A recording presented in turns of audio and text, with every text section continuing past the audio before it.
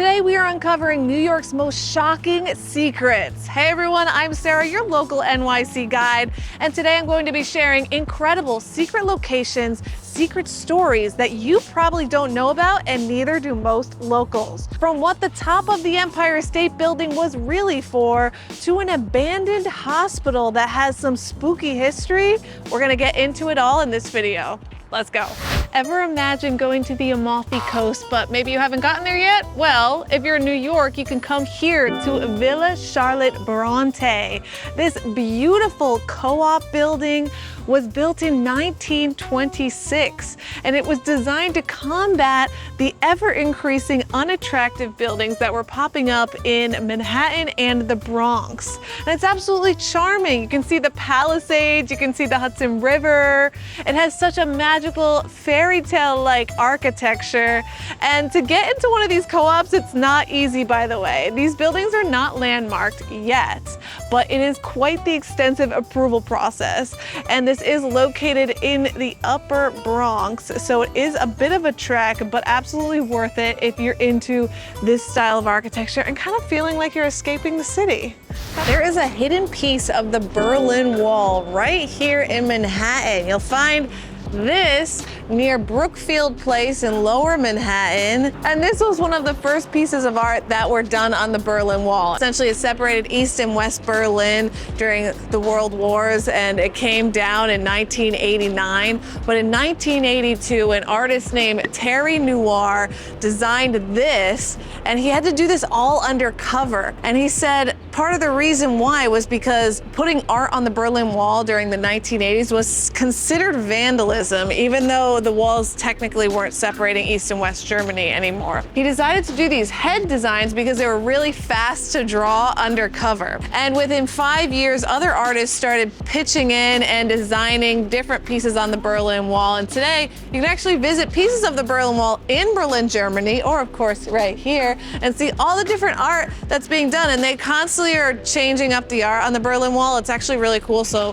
whenever you come there, it could be completely different. Would it surprise you to know that there is an authentic piece of Ireland here in Manhattan, and you can find it right here at the Irish Hunger Memorial? This is truly a slice of Ireland and is made as a memorial to the Great Hunger that occurred between 1845 and 1852. And during this time, it was during the potato famine.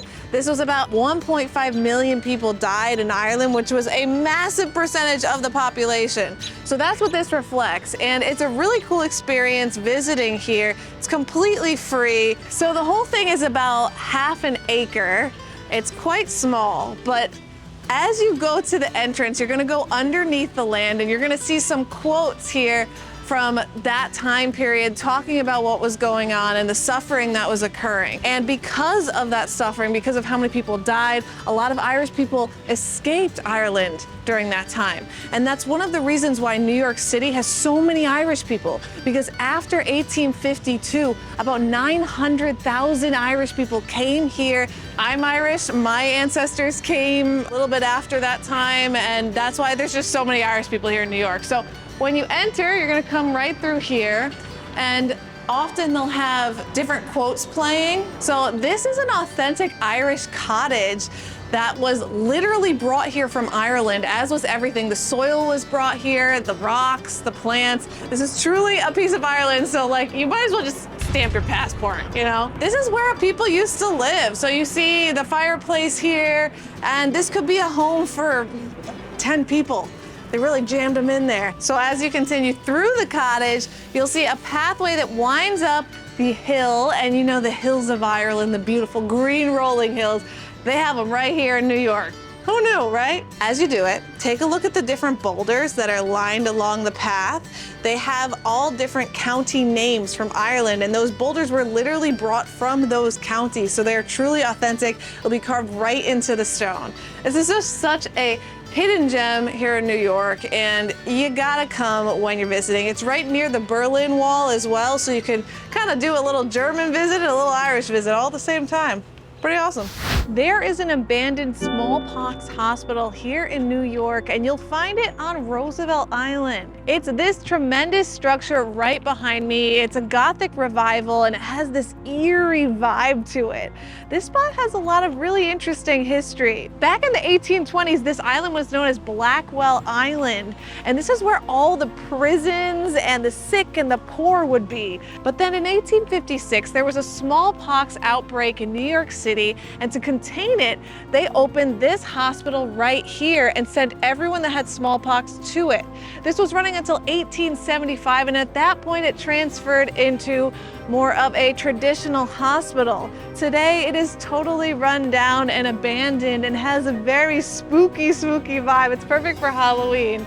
But you know what? I think it looks pretty beautiful. It almost is like this Gothic romance. Can you imagine having an event here or even a wedding? They're currently restoring it. It's a $4.5 million restoration, and hopefully we'll be able to go in it soon. But for now, you can come and visit it, come and see it. It's absolutely beautiful. There's a ton of really interesting things to do on Roosevelt Island. It's an island that's kind of a mystery for most New Yorkers, unless they're one of the 10,000 people that live here. So check it out. This is unlike any other spot you'll see in New York. Many people know about Chinatown and Little Italy, but did you know that in New York City we have a Little Paris? Yes, this one is definitely more unknown, and it is located on Center Street and Grand in the Soho Nolita area. It's very tiny, it's very cute. If you know about the old police station, it's actually under construction right now, but this is a beautiful Beaux Art style building. It's right across from this. And this building was actually inspired by Paris's City Hall. So it makes a lot of sense that Little Paris is located right in this area. Here you're gonna find a collection of various French stores, such as Maman, which is one of my favorite pastry shops, and cafes. They have great stuff there.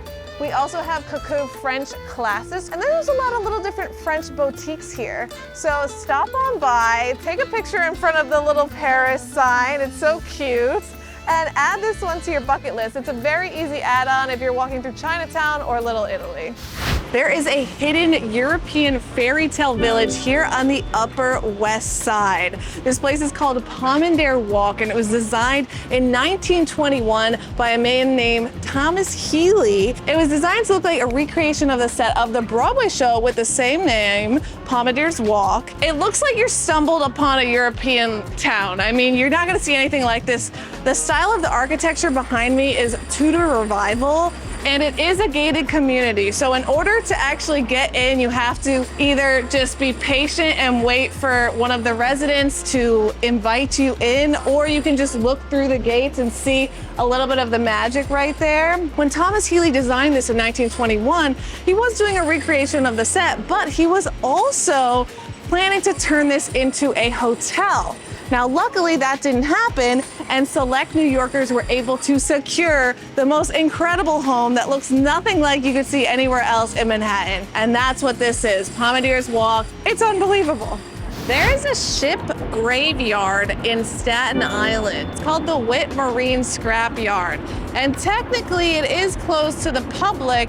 However, there are ways to get there, most notably by kayak. This site has been used since 1931 and houses over 100 vessels of all different sizes. It actually looks like very spooky and kind of like the world ended. It's the most unreal place, I think, in New York as a whole, and totally unexpected. I mean, who knew, right? If you find a way to get there, let me know in the comments, because it's a place I've always wanted to visit, but haven't had the courage to get right over to.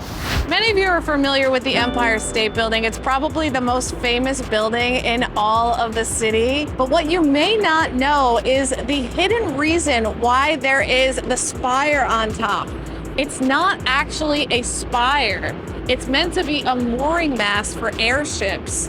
So when the Empire State Building was completed in 1931, airships like the Hindenburg were thought to be the transportation method of the future.